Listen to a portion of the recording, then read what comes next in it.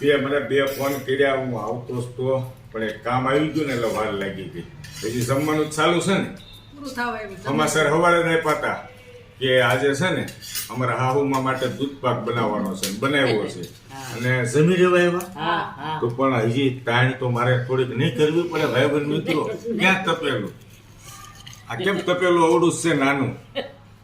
લ્યો થોડોક લ્યો, એક જરીક નહીં. થોડોક લેવો પડે, થોડોક લેવો પડે. એક જરીક જ હો. નથી ભાવતો તો ન આપું. ના માં રેવાય. હારો નથી બનાવ્યો? હારો છે, અસલ આ છે. તો વાંધો નહીં. હારામાં હારો છે તમ તો. એની દીકરી બનાવે એટલે એ તો વખાણ કરે જ ને.